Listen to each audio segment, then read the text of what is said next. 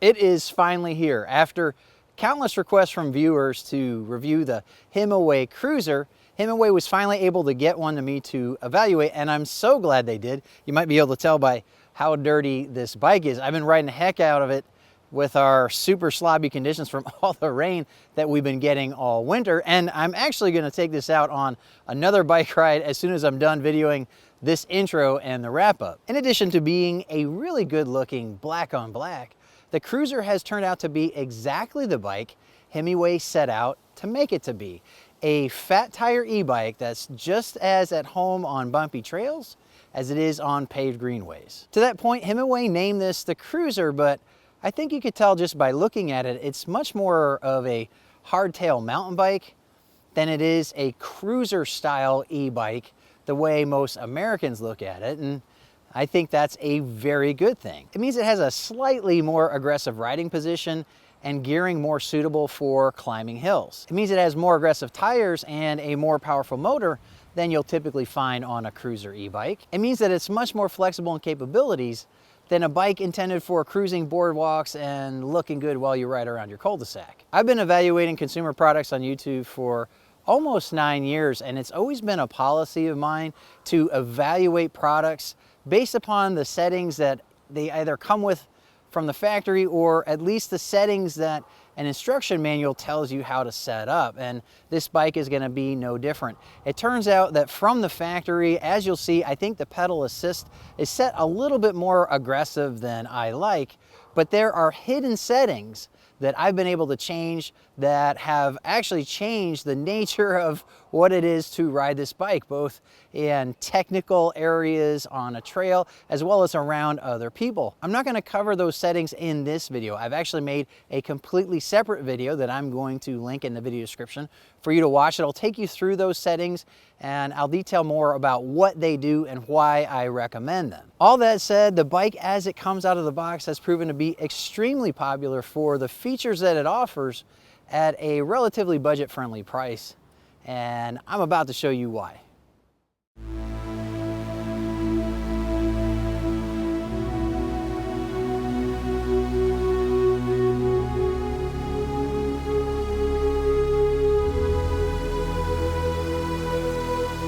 The Himiway Cruiser is a multi-terrain e-bike that brings power and accessories that normally cost extra to a budget-oriented price point. Everything shown here comes standard, including the fenders, lights, and rear rack.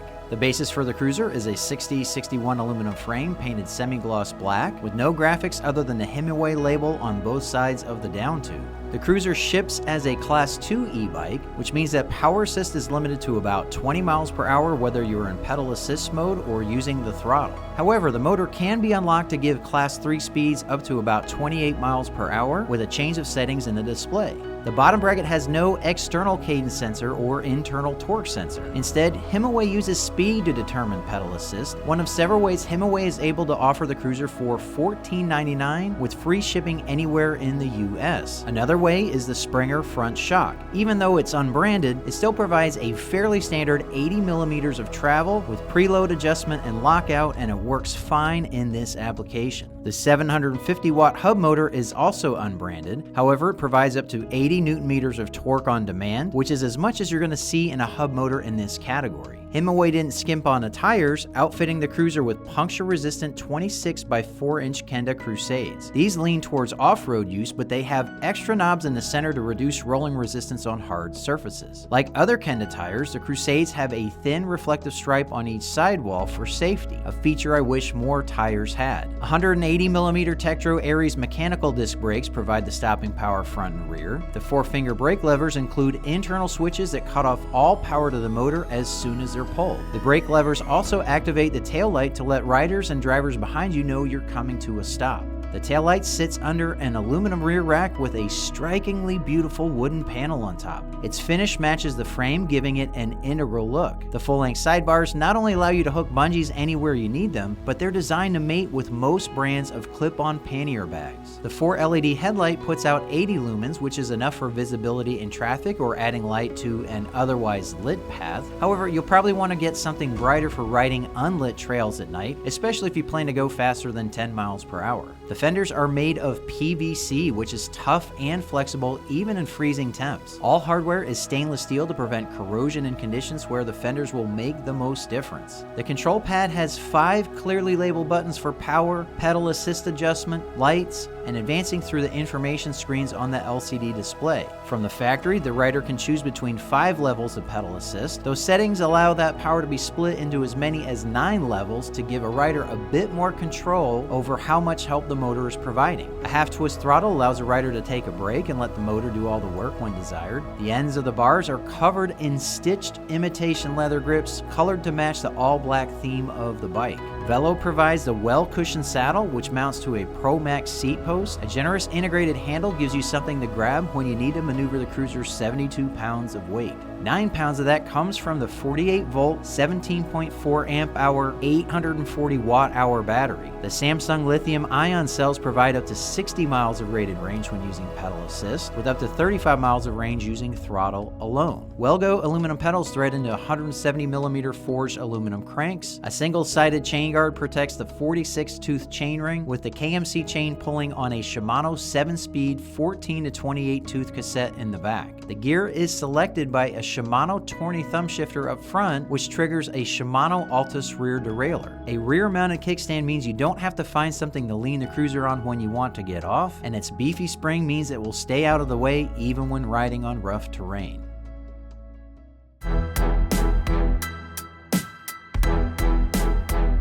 Like other e-bikes in its category, the Himiway Cruiser comes mostly assembled with the tools needed to complete the job.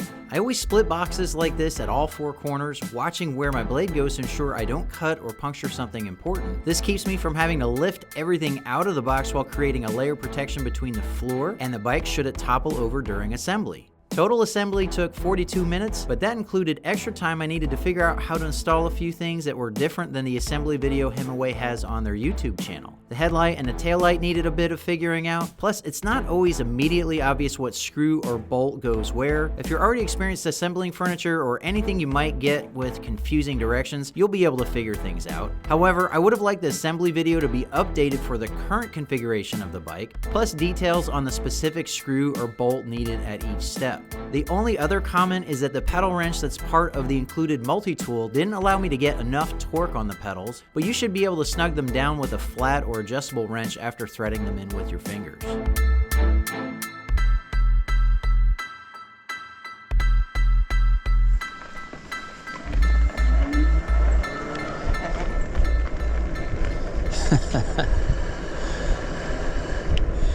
Already I can tell you that the pedal assist is different than most e-bikes in how it works. It doesn't have a cadence sensor. It doesn't have a torque sensor. It actually uses speed, and the pedal assist level you set, as best as I can figure, kind of aims you for a certain miles per hour, and if you drop below it, it adds power. So what that means is when you start from a stop, as soon as you start pedaling, you get this kick in the pants because it's trying to get you to about 10 miles an hour. Coming out of my neighborhood is the first place where I noticed that it's a nice pull to the motor, but it doesn't have a granny gear like other bikes in this category. So you really do need the extra motor because you can't use the torque advantage of a granny gear to let your legs do more of the work. Yeah, see, I'm in pedal assist level 1, and when I get up about 12 miles per hour, the pedal assist kicks off completely. It's very different from other bikes with, say, a cadence sensor where, yeah, again, kick in the pants from a stop.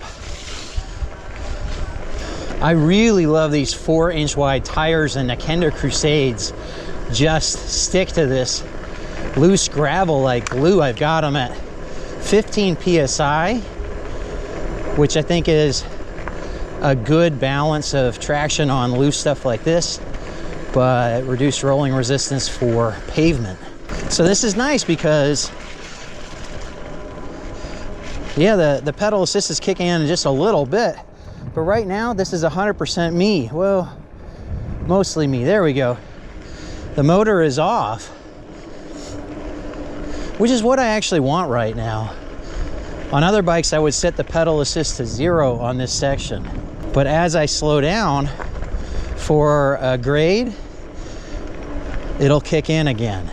Sections like this though are where I miss the other kinds of pedal assist, because I don't want to go fast here.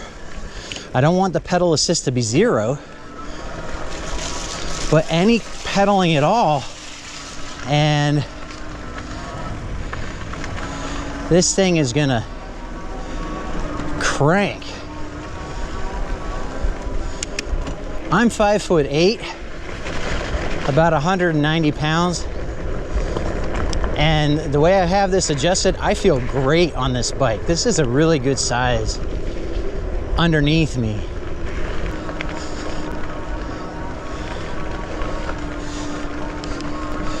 Woo! Oh my gosh.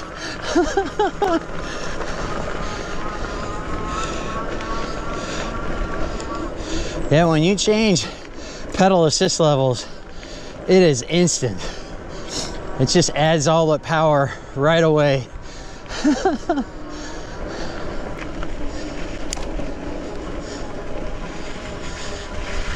Going through the mud with the Kenda Crusades. They are awesome tires. I really like them. Ooh, just gonna go through this. Oh, that's fun. So for control, you can actually hold the brake to where the pads aren't actually rubbing, and the motor shut off will keep the power from going to the motor. Oh, these tires are great on pavement, but the Kenda Juggernauts make a ton of noise, and they don't seem as aggressive to me for off-road as the Crusades, but these are quieter. I think that's fantastic.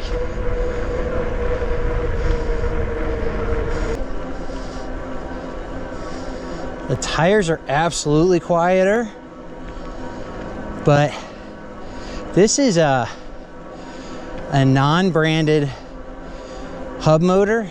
It is not a Bafang hub motor, and I would say that this is actually a little bit noisier than the Bafang hub motors that I'm used to. It's not obnoxious at all, but I just do notice the sound is louder. I prefer saddles that have a cutout in the middle, but this is actually pretty comfy. There will always be people who first thing they do is switch out a factory saddle for something super cushy, but as far as factory saddles go on these cruisers, this Velo saddle is a pretty good one. I'm in Raleigh, North Carolina, and a lot of people don't realize how hilly Raleigh is. It's very hilly. It doesn't have ultra steep hills like San Francisco, and it's not the mountains. It's not that the hills keep going and going and going, but there's hardly any place that's flat.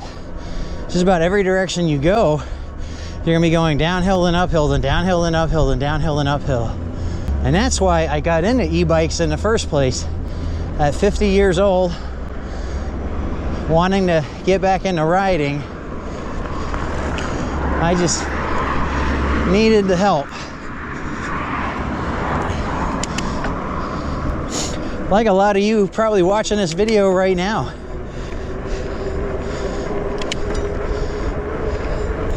They are super popular for a reason, and this Himiway Cruiser is getting to be popular for very good reason as well. One of the things that I don't like is that the throttle goes to 0 when pedal assist is 0. I really would like the throttle to be available as long as I have the bike powered up. Because there's a lot of times where I like the pedal assist at 0 for most of the riding, but if I'm coming to almost a stop and need to get going again, I just want to blip the throttle to help. Or if I have a short hill like this where I just want a little help, I can use the throttle to dial in just the amount of assistance from the motor I want without having to mess with the pedal assist. I wish I could do that. From the factory, this is set up as a Class 2 e-bike, which is supposed to top out at 20 miles an hour for assist. This actually tops out about 22 miles an hour, and that's consistent with the results that I've seen from other testers. I don't think you're ever going to get pulled over and someone tests your bike to see where it tops out, but technically this is a little over the line for a Class 2 e-bike, but I'm going to treat it like a Class 2 e-bike.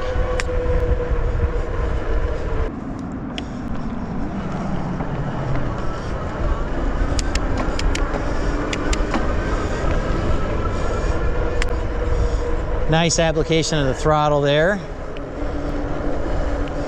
Yeah, even when cornering on pavement, these tires are great. See how this fork does on a speed bump.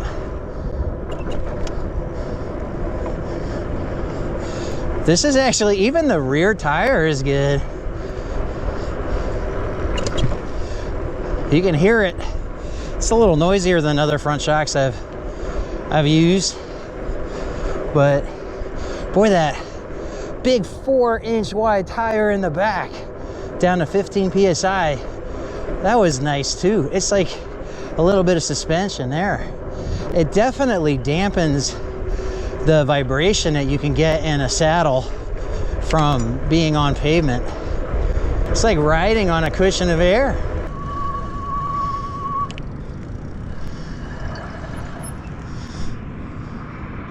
This standover height is excellent. I could stand right over top of it, and it doesn't get me in my danglies.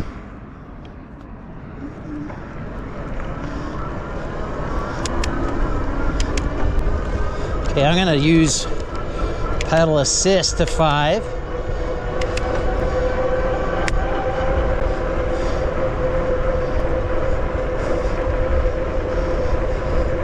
And yeah, same thing, it kind of tops out at 22 miles an hour using the pedal assist at 5. Boy, this is really singing though. It is not silent at all at this speed. I love this control pad. It seems like it's super high quality, and the plus and minus are really easy for me to reach with my thumb without having to shift my grip any more than I want to because of where I have it positioned. I'm not gonna necessarily scroll through all the information available to me, but it's nice that I can while I'm riding.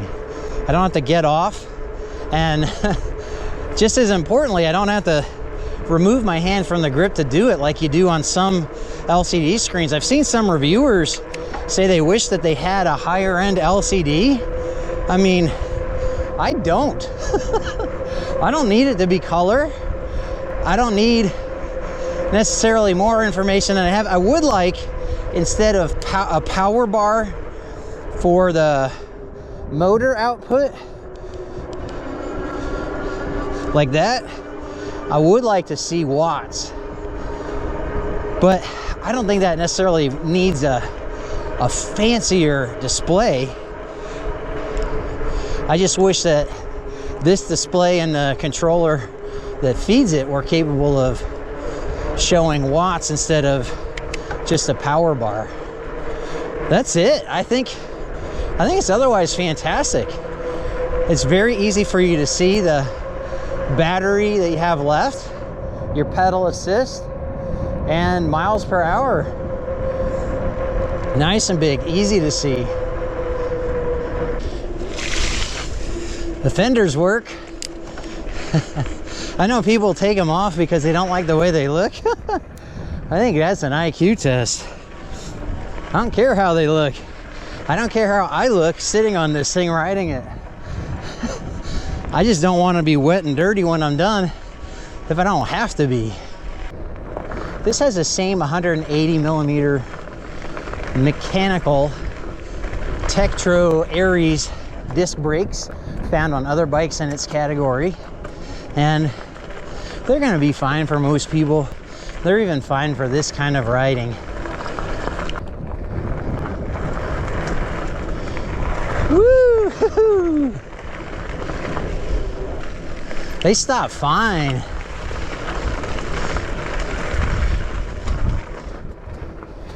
Woo! Woo! Yeah, and cornering. Oh, this is fantastic. This is lovely. This is beautiful. Oh, that's great. Now we're gonna go the other way. I do need to lean it over to get on top of it because of the rack in the back. Makes it a little harder for me to swing my leg over it. Yeah, this is just me and pedal assist here. Yeah. Wow, I didn't need to crack on the throttle at all. As soon as I slowed down, that motor kicked in. Woo! Oh, this is fun.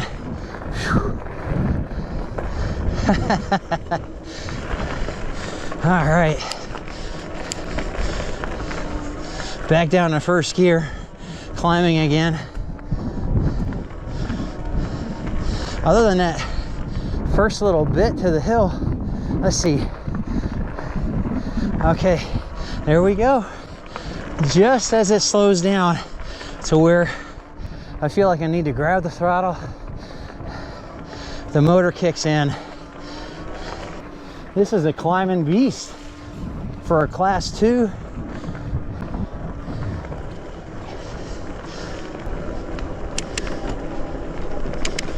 This bike is perfectly suited for the kind of route that I took today, a mix of groomed dirt roads like this with some loose stuff, some mud.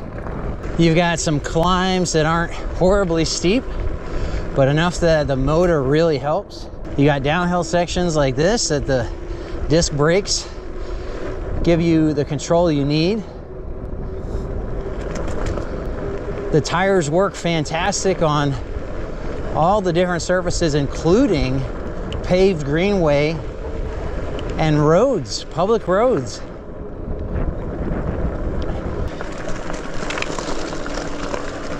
A little bit of throttle.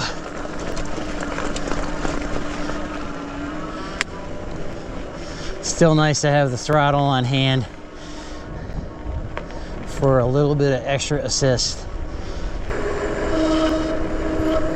Okay, time for the driveway test. See if we can get up the whole way with just throttle.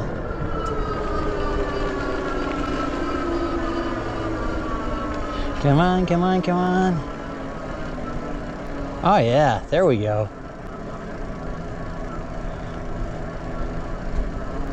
Yep. Nice. Don't forget to check out my companion video where I show you how to make some adjustments to the pedal assist settings that I think make this smoother and more rideable. I know there are a lot of Himiway owners who actually like it the way it comes from the factory because it gives it a very sporty feel, but I think most riders will prefer to have a smoother start to the motor as well as finer control over the pedal assist levels. As I said during testing, you get a lot for $14.99. Its battery uses Samsung cells. Its drivetrain is almost entirely Shimano. It uses Tektro Aries disc brakes. The fork and the motor might not be brand names that we're familiar with, but they've been working out well for me so far, and I think they're great for a bike at this price point, especially with how I typically ride a bike in this category. I love the included rack. A rack like this could easily cost you another $75 from another manufacturer, but it's just another way that Himiway makes sure you get a lot for what you're paying. Himiway backs the Cruiser with a 2-year warranty, and they even give you a 15-day free trial to see if it fits you and if it's the bike that you think it is. Full details on that free trial can be found at the link in the video description. If you're interested in buying a Cruiser for yourself, using that link to make your purchase helps support the channel. Be sure to subscribe so you see other videos on e-bikes. I really appreciate you watching The Tech of Tech, and I hope to see you next time.